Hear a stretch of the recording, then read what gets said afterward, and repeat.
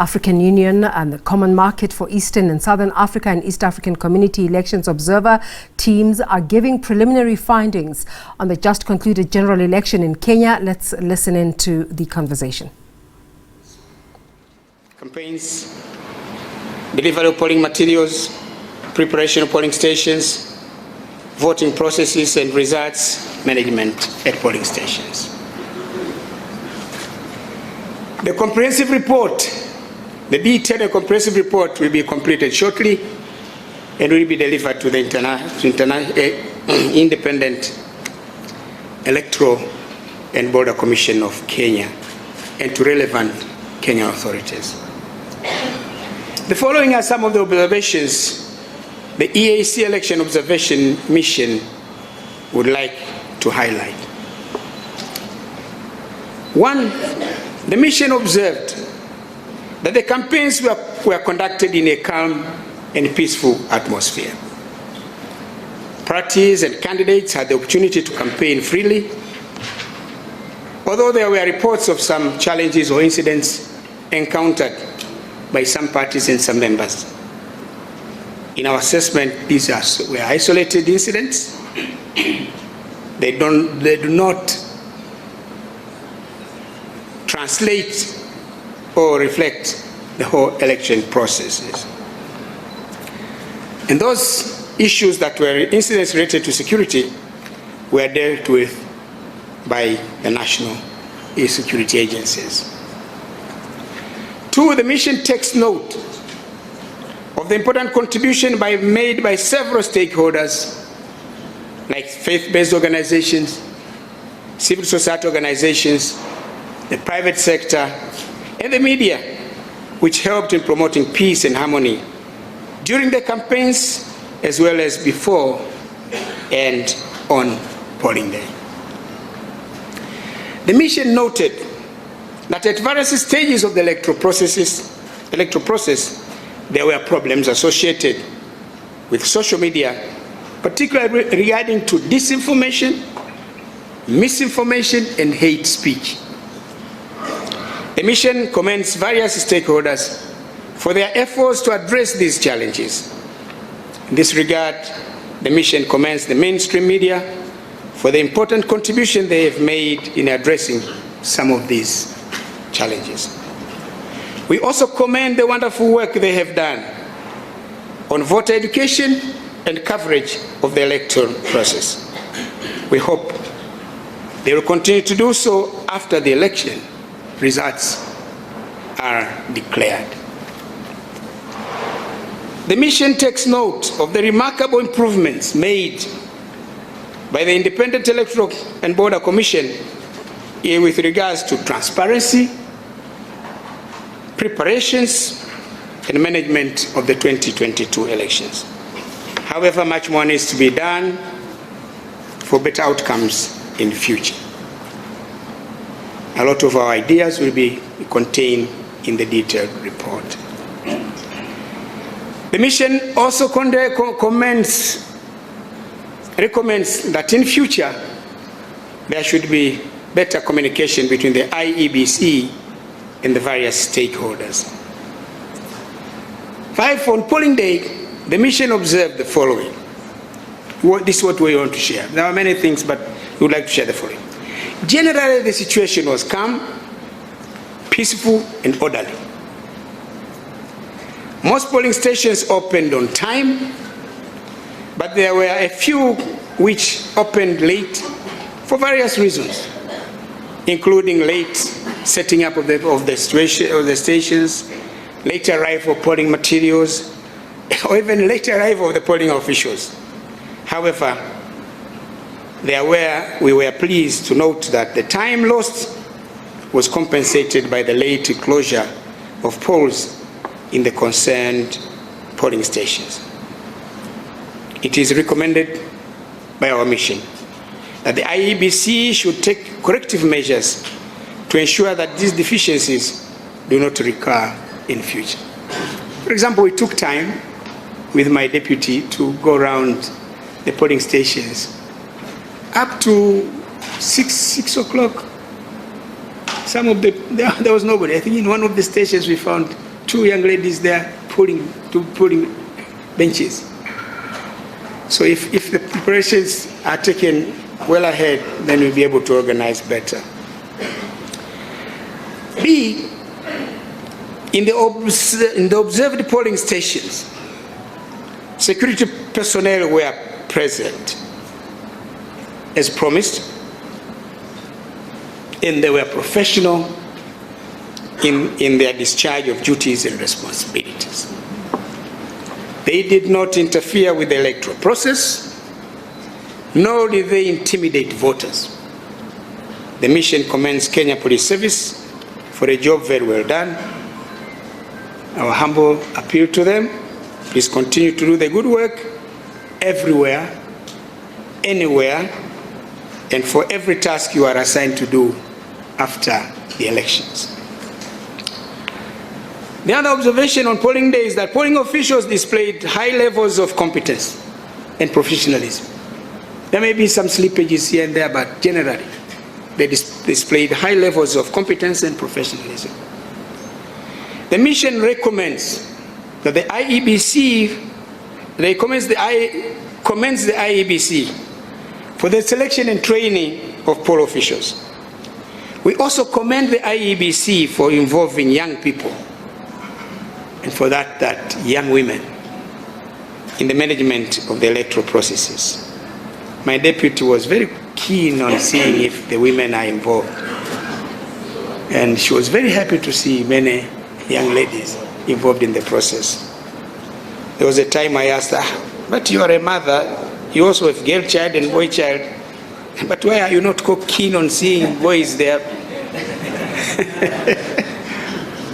But it is a reality that you have to, and gender mainstreaming, you have to care about the place of women, because they are disadvantaged. The mission commends the IEBC on the successful use of technology in voter registration, voter identification, and transmission of results. It has improved efficiency and increased transparency of the election process in Kenya. At least those who have been here in the last election are testifying to that. However, there were instances of challenges in the identification of voters using the KIMS kit. We recommend that the problems relating to KIMS kit should be identified and the necessary corrective measures be taken for better performance in future elections.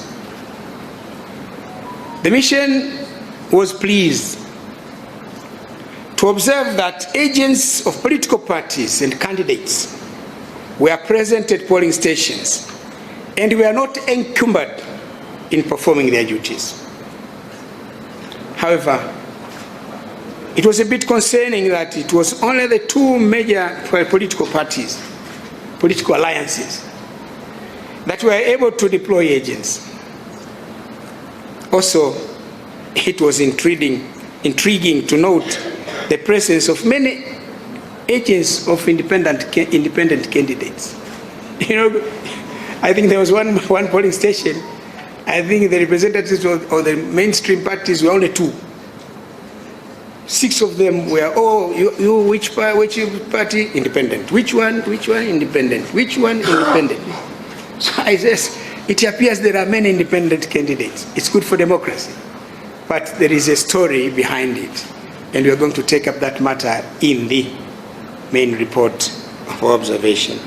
It appears something happened in the primaries in the political parties.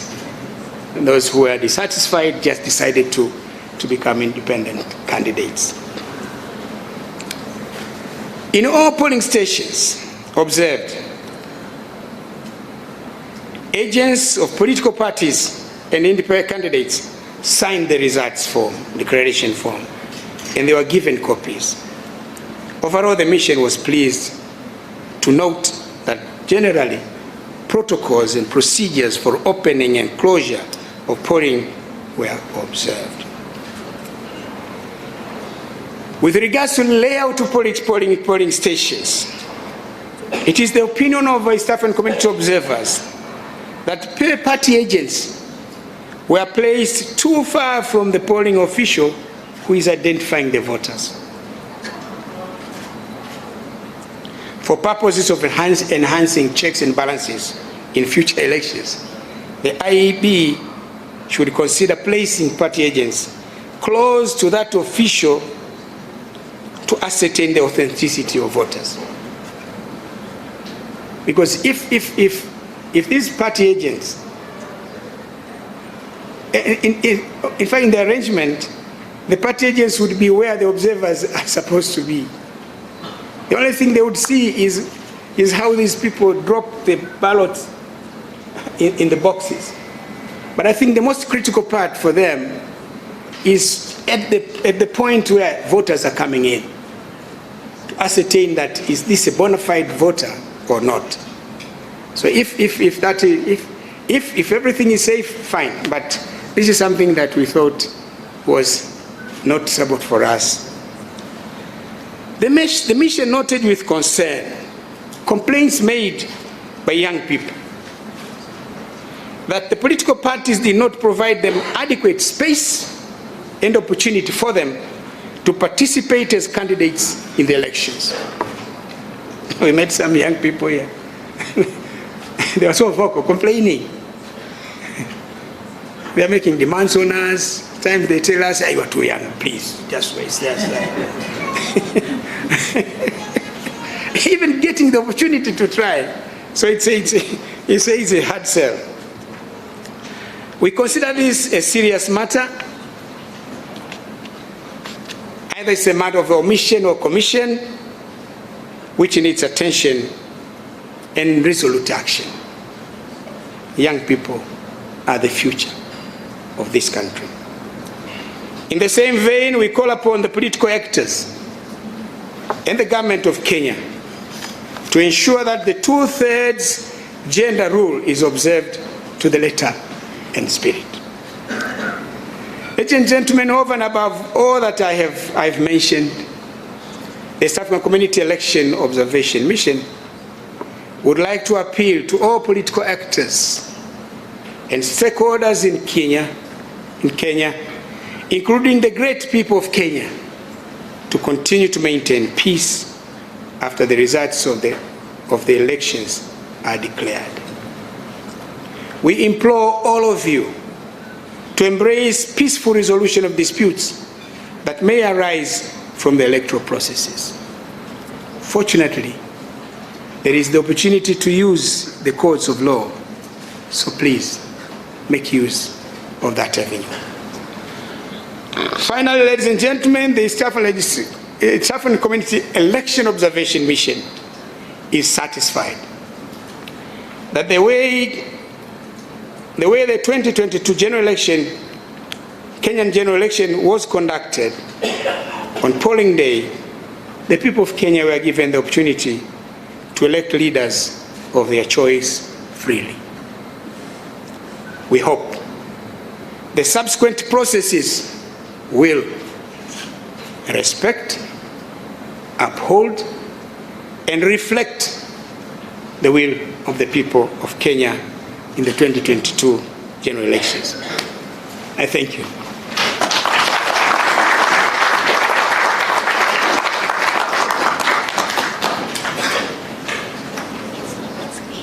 Well, we'll come out of that briefing. That's the former president of Tanzania, Jakaya Kikwete, representing the African Union, the Common Market for Eastern and Southern Africa, COMESA, and the East African Community Elections Observer Teams, giving preliminary findings on the just concluded general elections in Kenya. He says they are satisfied that the people of Kenya were given the opportunity to elect their leaders freely. He commends multiple stakeholders, but also the IEBC on many aspects, including successful use of technology to conduct this particular poll.